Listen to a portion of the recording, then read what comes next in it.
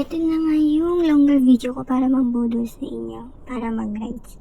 Joke lang! So, itong video na to last February pa itong video na to. So, ito is nag-rides kami from Daet Camarines Norte going to Santa Elena or Kapalonga. So, itong is I think nasa 73, 74, basta ewan ko ilang kilometers yun. Pero ayan, maganda naman and then maliwalas yung araw na yan. Umalis kami sa Daet around 7 a.m. or 7:30. Nalimutan ko na rin kasi matagal na nga. Ayan. And then nakikita naman ninyo yung kalsada. Maganda siya compared dun sa from Quezon going to Bicol. Ayun yung sobrang lubak talaga. Pero syempre, hindi maiwasan. May mga patsi-patsi or may mga sirang kalsada. Which is kinda normal na din naman kahit saang parte ng Pilipinas. Not quite sure, pero bihira lang din naman yung ganong kalsada. So, yan, di ba? Ang ganda. Di ko sure kung Mount Labo yan, pero baka Mount Labo nga yan. And then, dyan kami papunta. Tapos, tignan nyo yung ilog, di ba? Ang ganda. Ang linaw. Kulay green.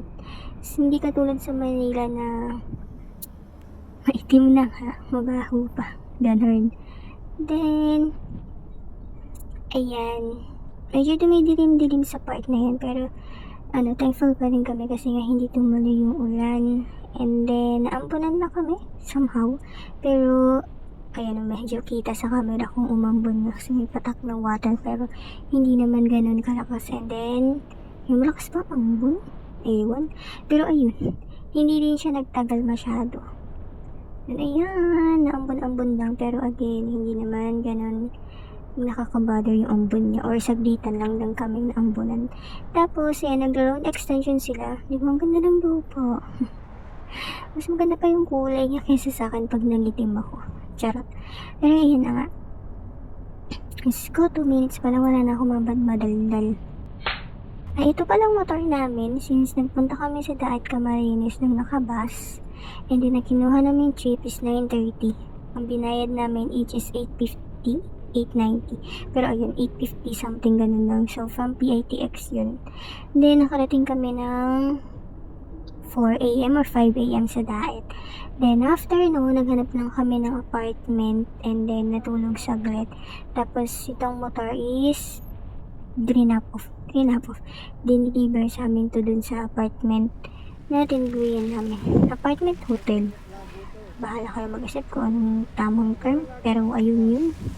So, yan. Tapos, itong motor is narentahan namin siya ng 850 for 24 hours. And then, ang total days na narentahan namin to is I think 3 days. And then, meron dalawang helmet na kasama. Siyempre. Pero, ang wala nga lang sa kanya is phone holding. So, kasi dyan, tumigil pa kami sa gilid kasi nga, hindi ko alam kung kakanan or kakaliwa. I mean, hindi ako marunong magbasa sa map eh. Charot. So, ayan, pinadouble check ko lang sa kanya. And then, yun nga, kakaliwa. Kaliwa ba yun? Oo, kaliwa yan din. Hindi, mali, kakanan pala. Kakanan daw pala kami dyan. Diba? Kahit kaliwa kanan, hindi alam. Diyos ko. Pero, ayun, pinacheck ko naman sa kanya yung phone. And then, tama naman na kanan. Yung kanan yan, side na yan. Basta yun. Tapos ito is going to Kapalonga. Yung kabilang side kasi is going to Manila na. Kung nakita man niyo yung sign, pero yun siya. And then, ayun, dito lang din napansin ko sa Daet na walang masyadong jeep. Like, onti lang talaga yung jeep. And then, madaming tricycle. Tapos, ibang tricycle meron na angkas sa taas, sa bubong nila. Ayun lang. Yan ang napansin ko. And then, medyo malapit na kami sa Kapalonga. By the way, yung pupuntahan namin, this is yung Selfie Beach Resort, something ganun. Doon kami pupunta, and then may gano'n na kami gagawing errands din doon, around lang din doon. Tapos ito yung another kalsada, syempre, nagkulang yung budget, like, hindi ko alam, pero baka hindi lang pinuunan ng budget ng kalsada na to. Kasi yung before ng kalsadang to, okay naman. Tapos, ayun, biglang ganito yung kalsada. Tapos, after nito, okay naman din ulit yung kalsada. Pero ito na yung pinakamatinding kalsadang dinaanan namin. Tapos, ayan, umambon ulit. And then, enjoy lang din talaga maging OBR kasi nga, yan ang view. Tapos, kahit hindi ka tumingin dumag sa unahan, diba? Maganda pa rin yung view. And then, Meron akong binibili dyan na rainbow, pero hindi siya nakita sa camera ko. So sad. Tapos ayan, pinanasan ko na yung camera ko. Then ayan na yung sign going to Kapalongan. Charot, Kapalonga lang. Walang N. Ayun, then after nito, sobrang tagal ng biyahe. Naiihina ako sobra dito. And then, as you can see, saan naman kami makikiihi dyan. Parehas kaming mahiyain. Ayun, nag-continue na lang kami kasi dito medyo malapit na din naman kami dun sa pupuntahan namin. And then, nag-stop over din naman kami dito. Tingnan yan, daming bukod-bukod. Puno ng loob, diba? Ayan, ito yung stop over namin. Tapos, dyan naiihi na din siya. Nag-stop over para siya para tumingin kung saan siya pwedeng umihi. Diba? Siya lang inisip niya. Charot. Pero ayan, after niya, nag-continue na kami. Tapos, pababa pa nga tong kalsada. Yun, kaya maganda din yung motor na nakuha namin kasi maganda yung plano niya. So, nakita lang pala namin to sa Facebook. So, yun, rentahan lang namin siya. And then, Honda Click din pala to. So, familiar naman siya sa Honda Click kasi nga Honda Click din yung motor niya. Tapos, ayan. Ang ganda ng view dito sa gilid. Pero sorry, hindi ko masyado in-adjust yung camera. Kasi nga, po, hindi ko mapapansin yung kalsadang matarik na. Ganun. Tapos ayan, diba, nakaka-enjoy kapag nag-long rides ka tapos panay puno lang din nakikita mo. Pero sa umaga yun ha, pag sa gabi parang mapapadasal ka na lang kapag dumaan ka sa mga ganitong kalsada. Kaya din namin piniling pumunta ng maaga. Kasi nga, para makauwi din kami o makabalik din kami ng diet ng maaga. Then, ayun na, ang dagat. Sobrang lakas pala ng hangin dito. Ayun no, di ba? Ang cute, ang ganda. Ayan, wala lang. Enjoy lang din naman sa rides going to Selfie Beach Resort. Yes, ayan. Enjoy kayo. Charot. Wala na akong masabi. May ilang minutes pa. Hirap naman maging vlogger. Yes, me, Marimar. Pero ayan, yung hangin pala dito malamig. Hindi lang napansin ko. Pero syempre, nag-jacket pa rin kami kasi ayaw namin mag-itim masyado. Yun lang. Tapos hindi tinanggal ko ata sa BJ may mga baka. Kalabaw baka. Ay naku, Diyos ko, hindi ko alam. Basta yun. Apat ang paa, tapos nakain ang damo. Kulay itim. Diba, dinescribe ko nun.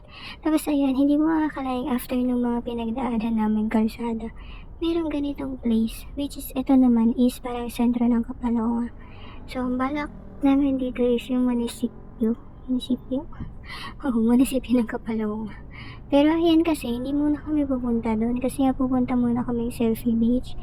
Eh, hindi nga ako marunong magbasa ng Google Maps. Ayan, nagkamali. Umikot pa tuloy kami. Kasi nga, dito yung daanan sa kabila. Hindi dapat kami diretso dun sa simbahan. Tapos ito pa ulit, Diyos me, yung Marimar. Nagkamali na naman ako dyan kasi yung tinuro ko nga is kakaliwa. Kakaliwa. Pero mali na naman pala. Diba? Basta mali yung dinaanan namin dyan. Dumaan pa kami dun ulit sa kanan. Yung kanan na kanto kanina nakita na niya. Tapos dire-diretso na lang niya. Kasi nga kapag diniretso namin yung nasa kaliwang way, magtatagal pa siya ulit like 30 minutes. Ganun siya kalayo. Eh pwede naman magbot yung motor dun sa dinaanan namin kaninang tulay na makitid. Kaya, mas mabilis yung daan na yun. So, ayun, bumikot siya para dun. And then, ayan, tada! Nandito na kami. Diba, panipuno ng nyug. Ang saya-saya. Yan, ito na yung Selfie Beach Resort. Grabe ito, guys. Ganda ng place. Tapos, hindi ko sure kung walang tao or onti lang yung tao or tulog pa yung mga tao nung taong mga naka-check-in nagpunta kami. Tapos, dyan din pala kami kumain. Ang day entrance nila is 20 pesos each lang yata o 30 pesos na ganun lang. Tapos kumain kami dyan ng breakfast.